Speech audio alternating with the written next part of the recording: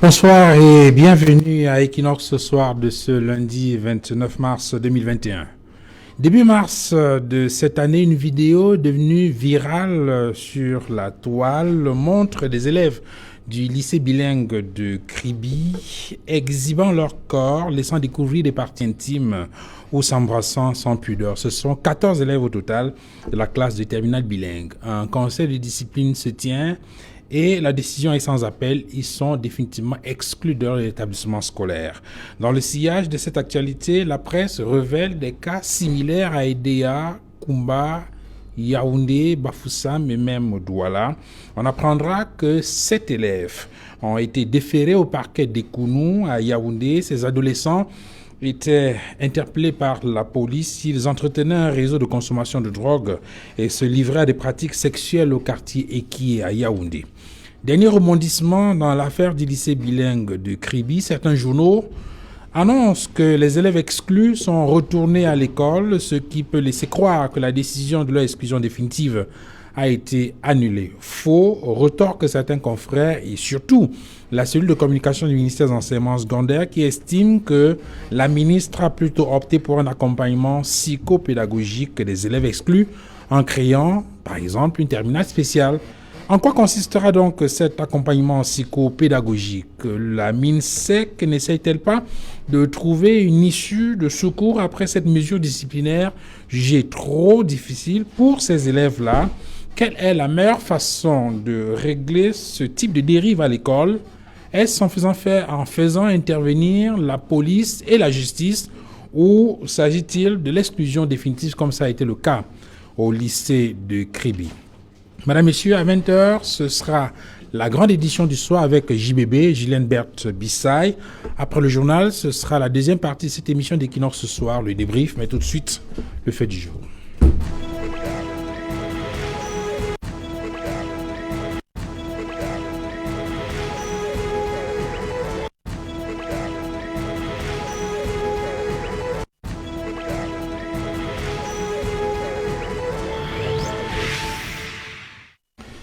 Dans l'affaire de la vidéo ou des mœurs au lycée bilingue de Kribi, la MINSEC fait-elle machine arrière? En quoi consistera l'accompagnement psychopédagogique dont elle parle?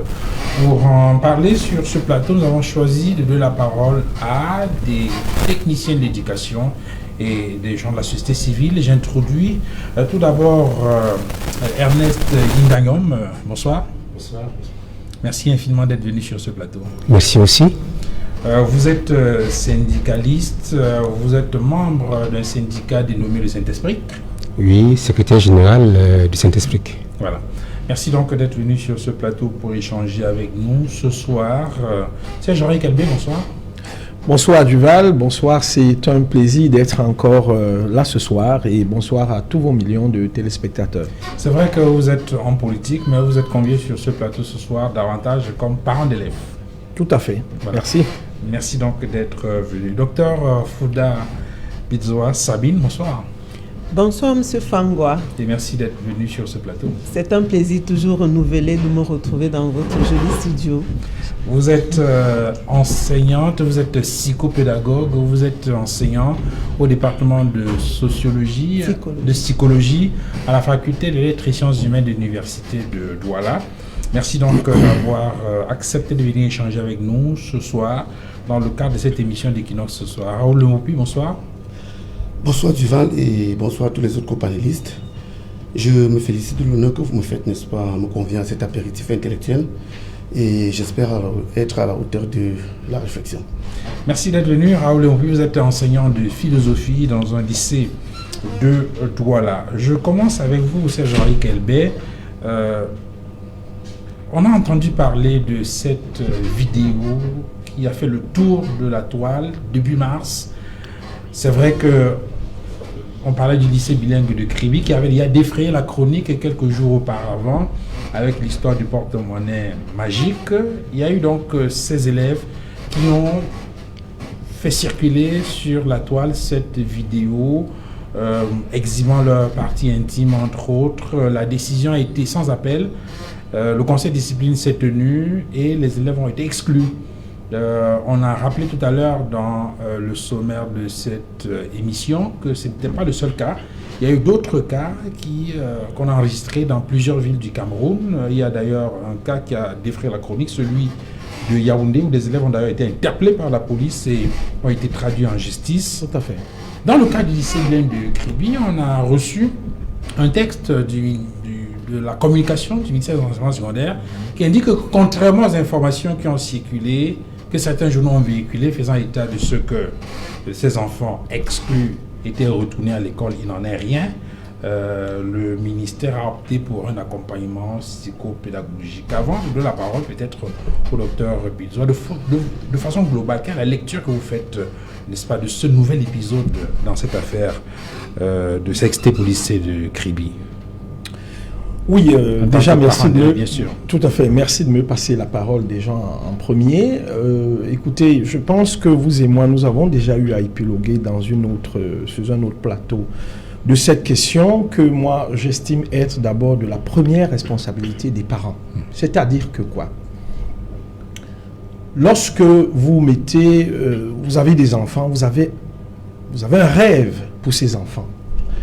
Et l'éducation que vous donnez à vos enfants est le reflet de leur comportement, n'est-ce pas, à l'école.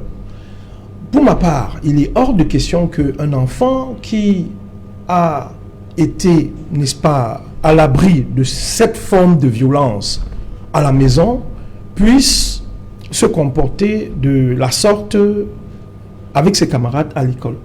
Donc, les premiers responsables face à une situation comme celle-là, pour ne pas encore aller dans la décision du ministre qui semble être un rétropédalage, mais qui n'est pas un rétropédalage, je pense que ce sont les parents. Donc, tout part de l'éducation. Mais vous avez des parents qui estiment qu'on a beau faire un contrôle assidu des élèves, il y a toujours quelque chose qui échappe aux parents. Monsieur Fangois, je veux vous dire, lorsque vous regardez l'horloge journalière, c'est 24 heures. L'élève ou l'étudiant passe 8 heures à l'école avec 2 ou 3 enseignants. C'est-à-dire chaque enseignant peut gérer 2 heures, 2 heures et demie. Il passe 16 heures à la maison avec les parents. Je vais vous prendre un cas simple. Lorsque vous envoyez votre enfant en vacances quelque part et qu'il rentre avec un vocabulaire qui ne vous est pas approprié, vous vous rendez compte que cet enfant était dans un milieu violent. C'est une forme de violence. Ces enfants sont d'abord des victimes d'un système que moi je pense avoir été mal élaboré.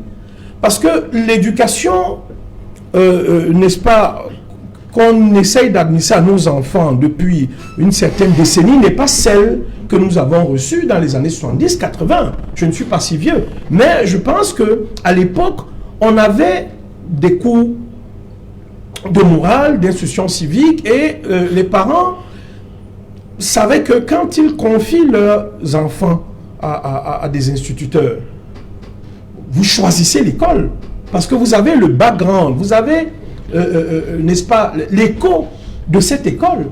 Mais aujourd'hui, il y a eu comme une déliquescence du suivi des enfants à l'école qui amène les parents à devenir les premiers responsables de l'éducation de leur... Ce que l'enfant devient demain, c'est le fait du parent. Tenez-vous pour chuter Duval.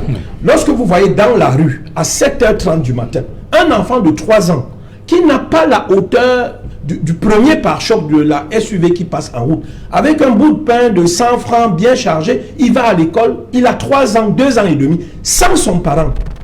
Vous allez dire que c'est la responsabilité de l'instituteur qui est à l'école? C'est celle du parent. Donc la première cause de ce genre de comportement est tout simplement une espèce d'abandon de la responsabilité que les parents devraient avoir vis-à-vis de leurs enfants. Ernest Nda, il est vrai que ce qui nous préoccupe ce soir, c'est davantage de comprendre quels sont les mécanismes que la communauté éducative devrait mettre en place pour faire face à ce type de dérive, avec notamment tous ces facteurs qui se multiplient et qui sont favorables à ces dérives-là. Mais pour arriver aux solutions, il faut d'abord faire un diagnostic pour savoir comment on en est arrivé là. Et c'est la question que je pose à Serge Henry, qui semble indiquer qu'il y a une première responsabilité des parents qui ont démissionné. Mais est-ce qu'à côté de la responsabilité des parents, il n'y a pas d'autres facteurs? On parle entre autres, par exemple, des nouvelles technologies de l'information et de la communication. Quelle est la lecture que vous avez des causes de ces dérives dans nos établissements scolaires? La lecture, pour moi, elle est simple. D'abord, elle est sociale. Sociale, pourquoi?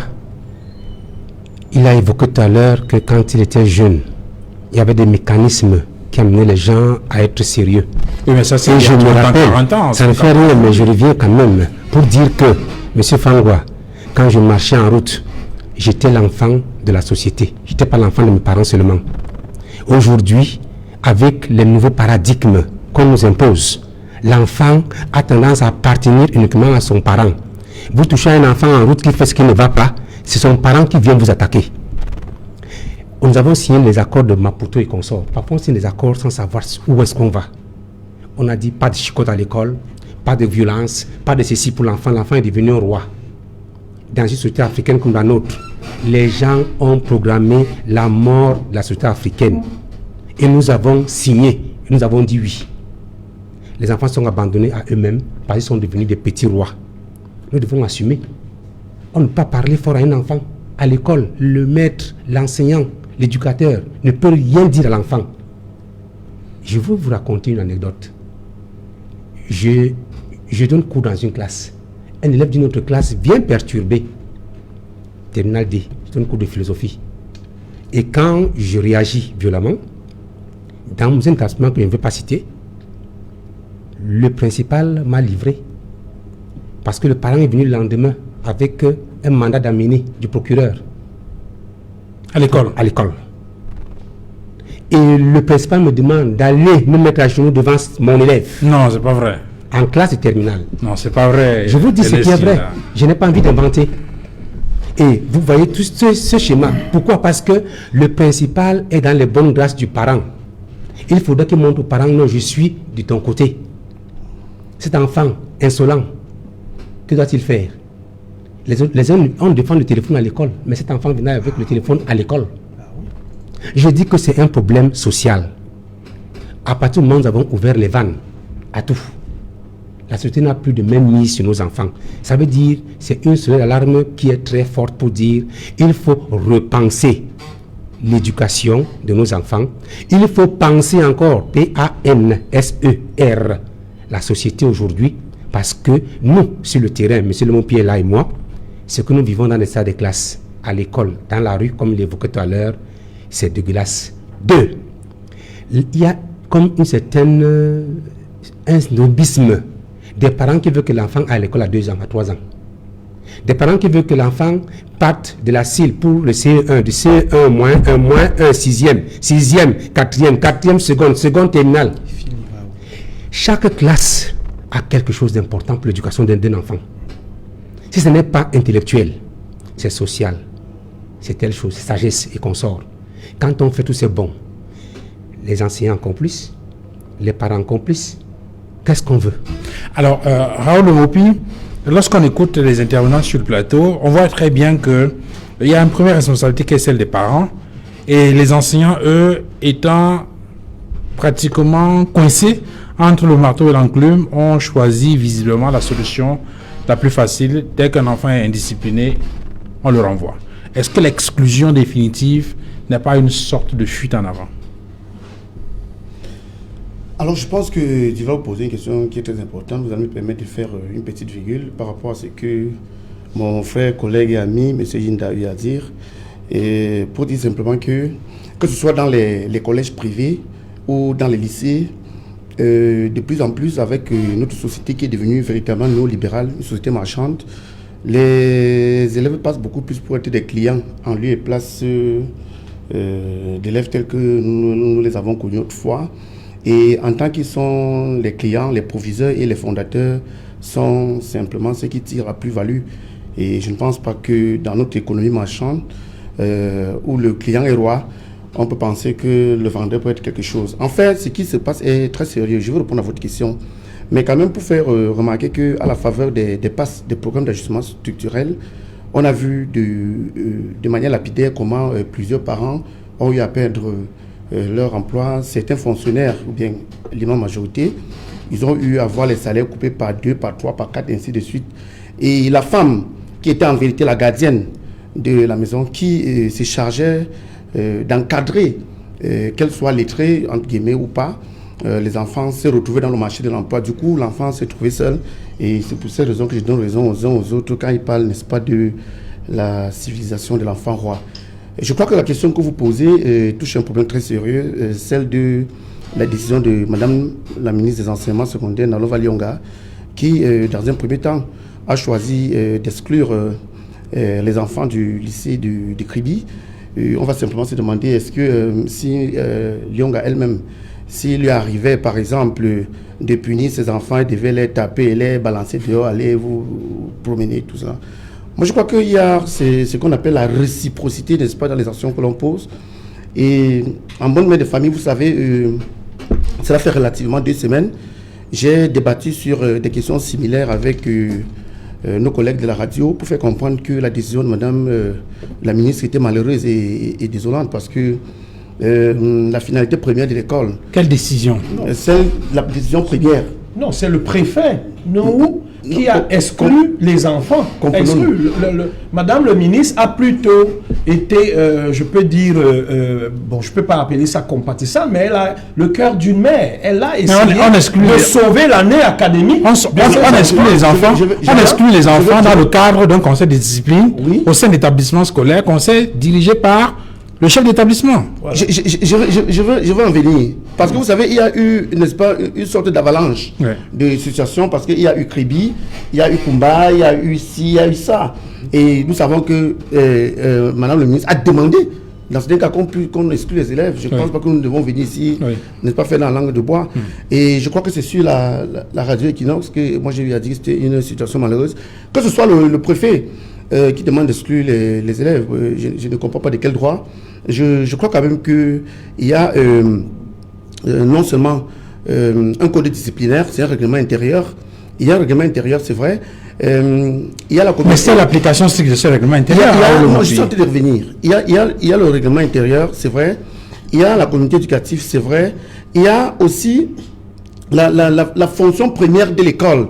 Parce qu'il faut se dire quand même que l'application de la loi, dans certaines circonstances, comme c'est le cas, avec toute la médiatisation que cela a eu et puis les réseaux sociaux qui ont accompagné l'événement, devrait permettre, n'est-ce pas, qu'on puisse agir avec rigueur et souplesse au même moment. Parce qu'il y a eu quand même 2 camps. Il y en a qui ont pensé que exclure les enfants des établissements, c'était justement leur ouvrir la porte pour leur permettre, n'est-ce pas, de se perfectionner dans cette activité nauséabonde qu'on a eu à observer. Mais il y en a quand même qui se sont aussi dit que les enfants qui ont eu à poser ce genre d'actes ne voulaient pas vivre en communauté et que, bon, dans tous les cas, il fallait qu'ils tracent leur voie et qu'on leur donne l'occasion de se recycler dans ci ou dans ça. Moi, je reste constant dans ce que j'ai eu à dire ailleurs pour simplement dire quoi? Pour dire que si on fait une lecture en amont, difficilement on va incriminer des enfants qui sont en vérité des victimes d'un système. Ils sont simplement les victimes émissaires d'un problème dont les origines peuvent être perçues. J'ai cité les passes, mais je peux aussi citer les pouvoirs, le pouvoir qui ont en charge la gestion des affaires de l'école. Tenez par exemple, si je prends l'exemple de mon lycée, le lycée bilingue de Nilon-Brazzaville. Vous savez, à la faveur de certains aménagements dans le cadre de la loi d'orientation scolaire, on a eu à confier des missions stratégiques au conseil d'orientation. Mais malheureusement, si vous regardez très bien, pour mon lycée particulièrement, nous sommes à près de 5000 élèves pour 2 conseils d'orientation. Ça veut dire le ratio est de 2500 élèves pour un conseil d'orientation. Dans un contexte comme le nôtre. Vous avez beaucoup de chance, vous en avez. Dans un contexte comme le nôtre, je ne veux pas parler des zones d'éducation prioritaire qui n'en ont évidemment pas. Ou bien dans certains lycées où les conseils d'orientation sont convertis en professeurs de français, professeurs d'histoire-géographie, professeurs ceci ou cela. Dans une situation comme celle-là, si vous regardez très bien, les problèmes structurels sont tellement forts pour que nous puissions ici là chercher, n'est-ce pas, à agir sur les effets au lieu d'agir sur les causes. Raoul, il y a 2 situations. Oui. On est dans un cas précis. Oui. Il y a peut-être des mesures à court terme qu'il faut prendre, des mesures conservatoires, et peut-être réfléchir maintenant sur le long terme pour voir effectivement comment extirper cette gangrène. À l'instant, on prend la décision d'exclure définitivement les enfants. Vous dites que ce n'est pas la meilleure solution. Il faut faire quoi exactement à ce moment? Alors, moi je reste constant. Je dis, exclure les enfants n'était pas la solution. C'est un peu comme si on veut guérir le palu en cassant le thermomètre. Je pense que les spécialistes que ce soit en psychologie, que ce soit en psychopédagogie, que ce soit dans l'orientation scolaire, ont, n'est-ce pas, des thérapies efficaces pour résoudre des pareilles situations. Okay. Parce que j'ai voulu que tout le monde nous comprenne. Ceux qui sont, par exemple, au quartier, dans les marchés, qui savent nous comprendre. Si, par exemple, vous avez un enfant qui pose des problèmes d'adaptation, est-ce que la solution, c'est de l'exclure de la maison? 3 points d'exclamation. Alors, docteur Fouda, vous avez écouté les interventions sur le plateau. Il y a donc la question de la sanction. Et on revient donc à l'une des mesures énoncées dans le sillage de la résolution de cette crise entre griffes au lycée bilingue de Kribi. L'accompagnement psychologique, psychopédagogique dont on parle. Il s'agit de quoi? Comment cela se fait? Est-ce que c'est la solution idoine dans le cas d'espèce? Alors, accompagnement psychologique, psychopédagogique dans un cas comme celui-là, en tant que solution idoine, je crois qu'on y reviendra. Je voudrais tout d'abord recadrer, d'abord pour m'aligner et saluer les différentes interventions, tout en saluant aussi les décisions des autorités administratives, mais je voudrais recadrer. Pour dire que effectivement j'ai entendu parler de la responsabilité des parents, j'ai entendu parler de la démission sociale, de la démission de l'encadrement social, j'ai entendu parler de la mercantilisation de la société. En fait, tout ça, effectivement, comme les différents intervenants sur le plateau l'ont dit, nous sommes face à la déliquescence, j'ai entendu le mot, mais en fait, je parlerai d'une obsolescence sociale programmée, comme mon voisin de gauche le disait.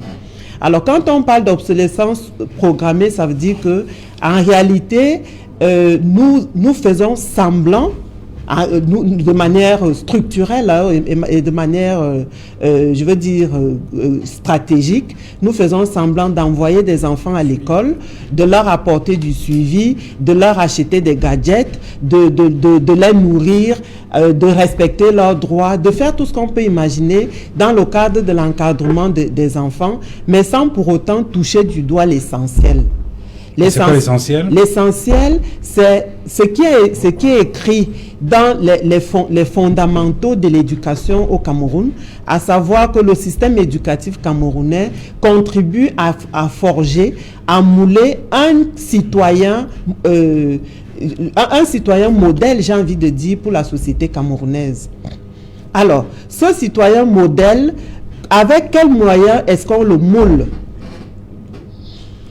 Effectivement, les parents sont, on a envie de dire, dépassés. Avec des charges sociales et parfois le nombre d'enfants qui est considérable. Et puis l'environnement mondial. Un environnement caractérisé par la porosité, par l'interchangeabilité, par je veux dire, la transparence des cloisons. C'est-à-dire qu'il n'y a pas de barrière entre les modèles éducatifs, ne fût-ce que dans les différentes concessions. Vous partez d'une maison à une autre, les modèles d'encadrement des enfants sont tout à fait différents. Donc, je voudrais dire que face à cette programmation du nihilisme, c'est-à-dire que mon voisin de gauche disait que la société africaine est programmée à disparaître. Mais à disparaître de quelle façon? À disparaître par des moyens politiques et sociaux de saupoudrage de l'éducation. Et lorsque nous avons dit ça, je voudrais en réalité, je veux dire, rétablir autant que faire se peut les responsabilités. Je vous ai dit que je saluais la décision des autorités, la décision de la communauté éducative, parce que face à un fait... Laquelle? Puisqu'il y a une décision d'exclusion définitive des enfants et en même temps une décision d'accompagnement psychopédagogique de ces enfants exclus. À mon avis, toutes ces décisions ne sont pas contradictoires. Moi, je ne perçois pas de contradiction dans les différentes décisions. Je veux un suivi, une évolution. La première décision qui a été salutaire était d'exclure les enfants du cadre scolaire. Et nous en avons parlé, mes copanélistes parlent des multiples interventions que nous tous avons eues dans sur différents plateaux. Oui. Nous disons que effectivement, il y a eu un acte qui a été posé. Par rapport à cet acte, il y a des décisions à prendre. Dans le cadre de l'enceinte de l'établissement, et il n'était pas, je veux dire, déontologique de continuer à garder ces enfants dans cet espace-là. Mais sur le plan largement social, comme dit le prof de philo, sur le plan social, on ne peut pas non plus jeter l'enfant avec l'eau du bain. On ne jette pas le bébé avec l'eau du bain. Je crois que c'est ce que fait Madame le ministre en recadrant, en reprécisant la décision, non pas en acceptant une énième fois, comme on a l'habitude de le voir dans certains établissements, on exclut et puis à cause des palabres, des jérémiades des parents, le proviseur, on réadmet. Mais là, il ne s'agit pas de ça. Il s'agit simplement d'une évolution dans une décision éminemment sociale. Mais sur cette question d'accompagnement psychopédagogique, de façon précise, comment ça se fait? Alors, nous étions encore en train de parler de la sanction. Oui. Voilà. Et sur le plan de la sanction, nous parlons de l'évolution qu'il y a eu dans la sanction. Oui. Mais quant à l'encadrement psychopédagogique, je pense que nous avons lu le résumé de la communication ministérielle du CELCOM du ministère de l'Éducation des enseignements secondaires. Nous savons bien qu'il s'agit d'abord d'un double aspect. Un premier aspect pédagogique, c'est-à-dire que les élèves en question seront placés dans une classe spéciale. Cette classe spéciale... Hors du lycée. Hors du lycée, enfin, ça ne peut pas être dans l'enceinte du lycée, on l'a déjà dit. Donc si c'est hors du lycée, et il a été précisé que les enseignants de ces élèves sont allés, parce qu'il semble qu'ils ont même eu des bulletins de notes et tout, et on aurait dû recouper toutes ces informations. Je pense que sur le plan purement pédagogique, on a voulu sécuriser quelque chose qui est très important pour notre société, à savoir l'avenir de ces enfants. Deuxièmement, il y a l'accompagnement psychologique. Parce que nous avons vu ici, nous avons insisté sur le fait que les enfants, en l'état de notre éducation, en l'état de notre société, au regard de l'environnement dans lequel nous nous trouvons, les enfants en réalité sont des victimes, des innocents, et ces innocents ne peuvent pas être punis en lieu et place de nous.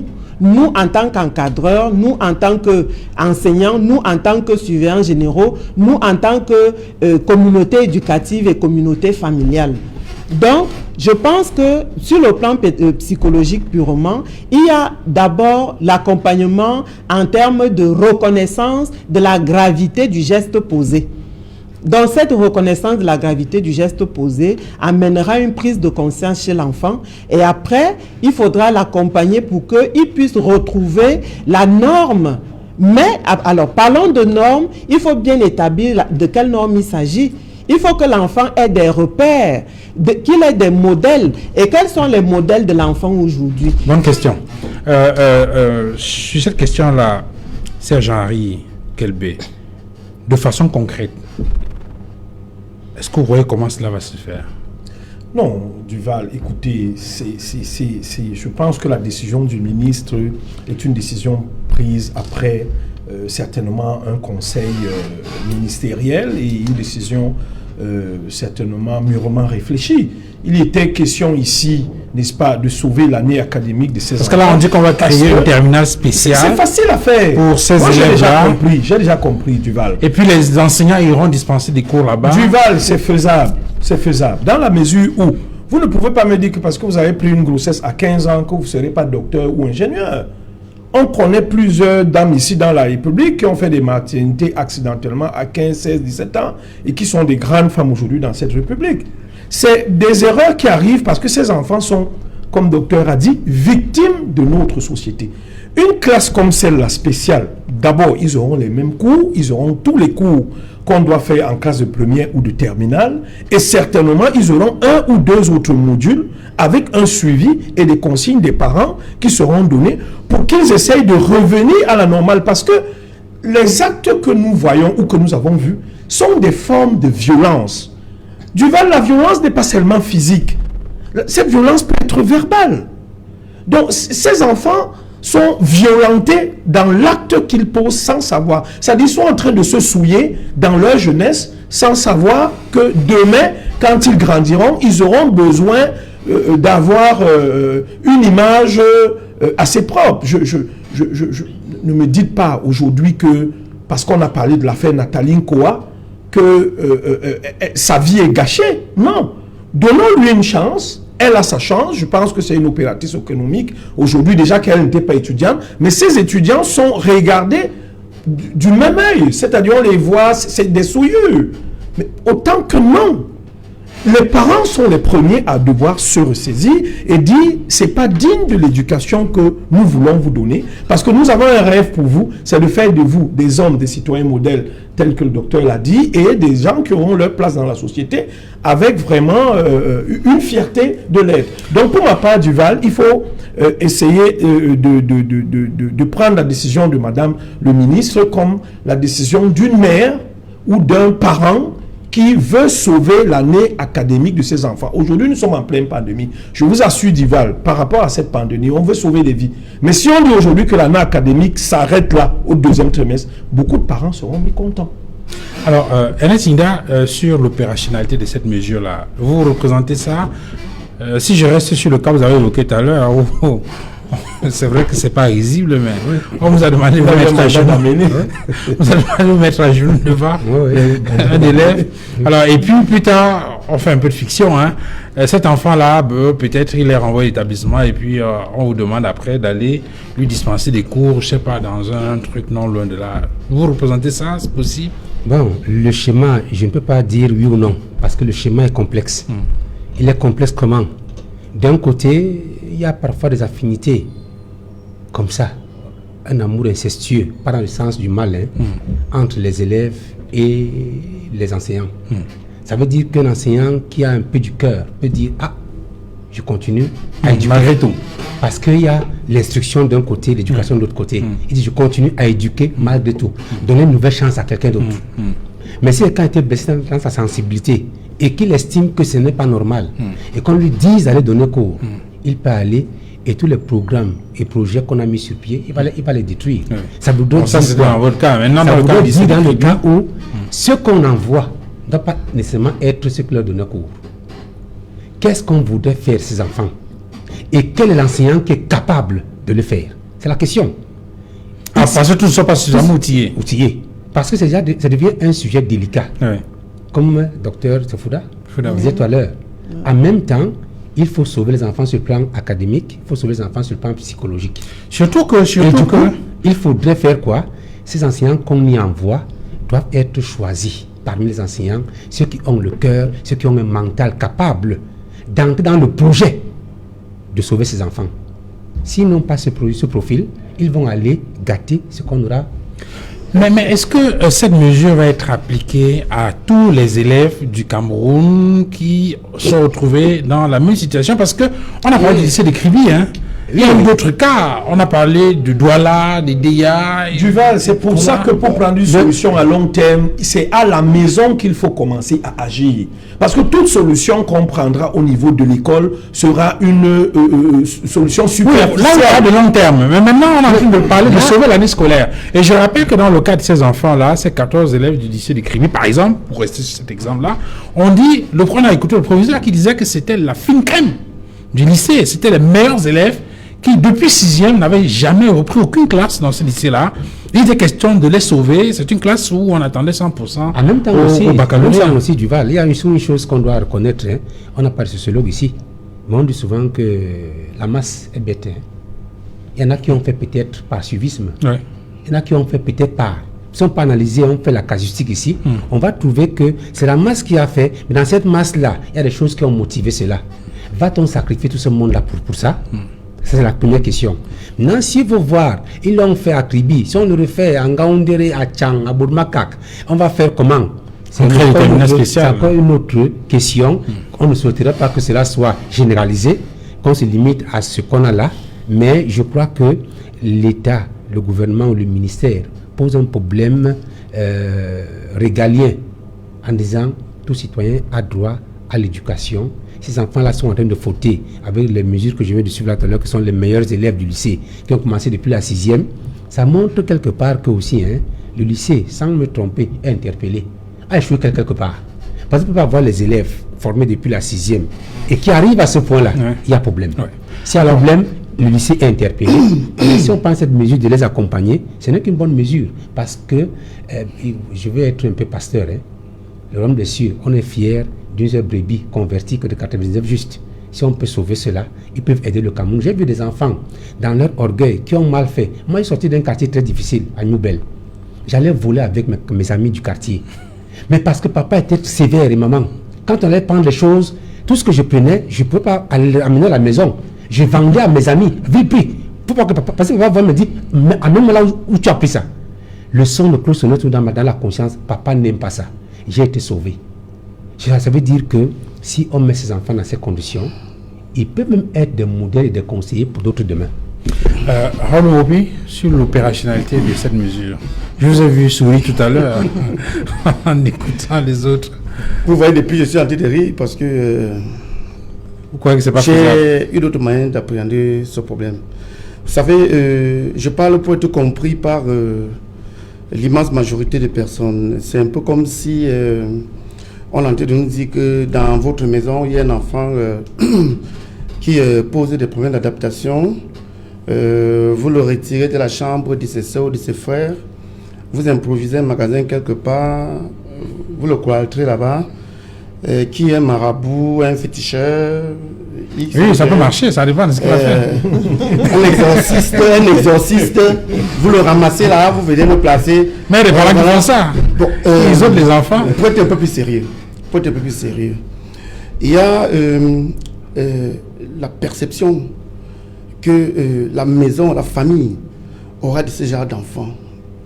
Et si on ramène cela au niveau de l'école, c'est la même chose. On aura l'impression que voilà une classe de pornographes. Et parce qu'ils ont posé des problèmes spécifiques, on leur a trouvé un espace pour les cloîtrer là-bas et chercher des gens comme ça, là, un peu comme des parias. Moi, je crois que c'est une forme d'exclusion. C'est la discrimination. Ce n'est pas normal. Parce que je crois quand même que si on radicalise, n'est-ce pas, les prémices méthodologiques que Mme Fouda, le docteur Fouda et M.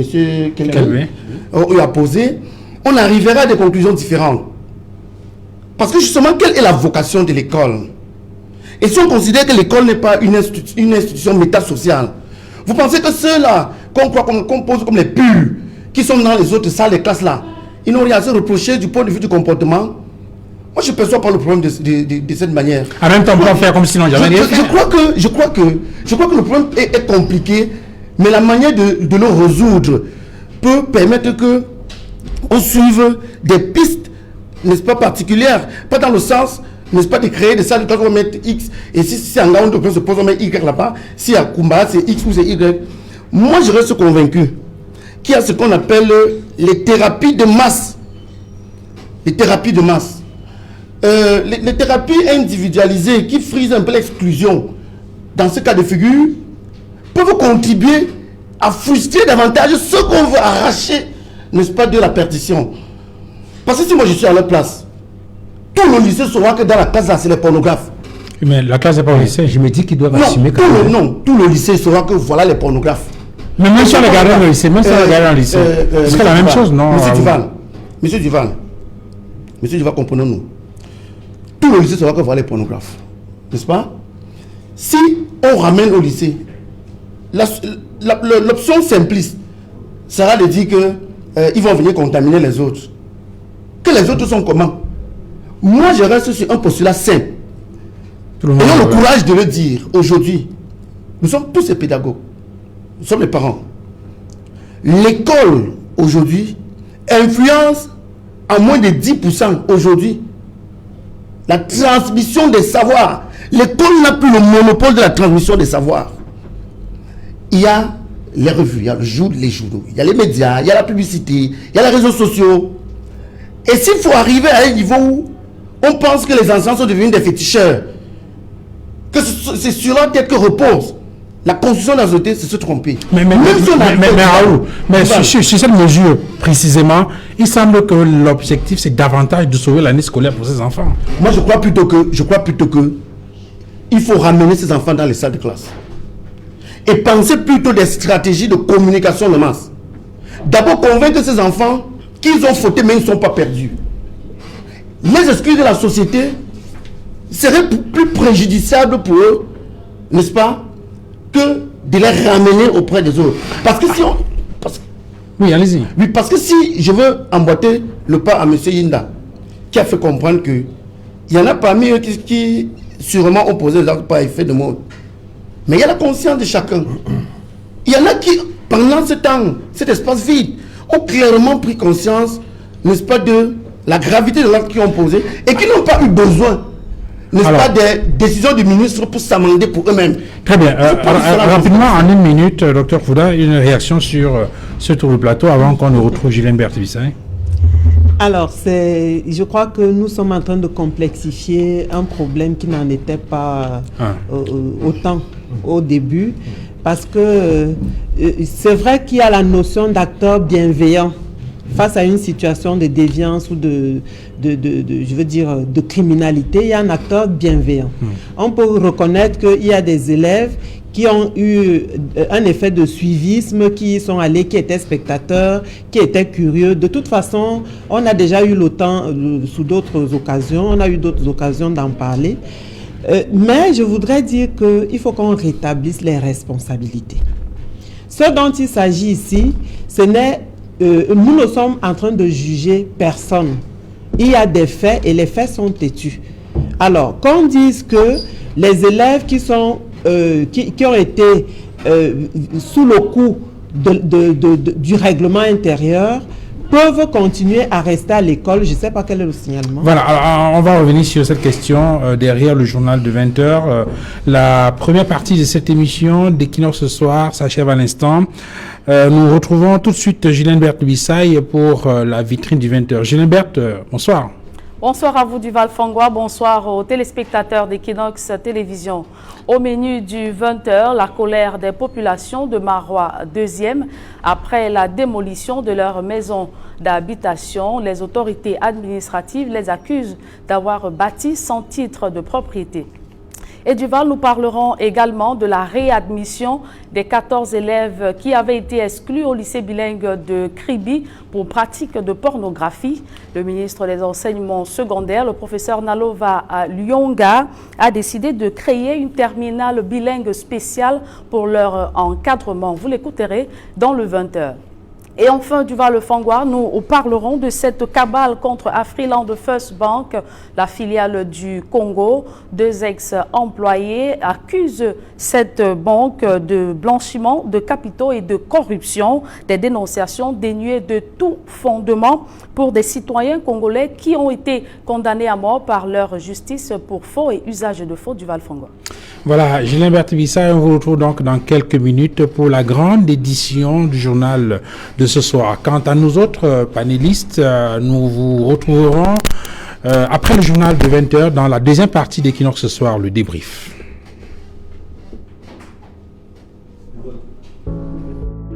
7 conseils pour se protéger contre le nouveau coronavirus.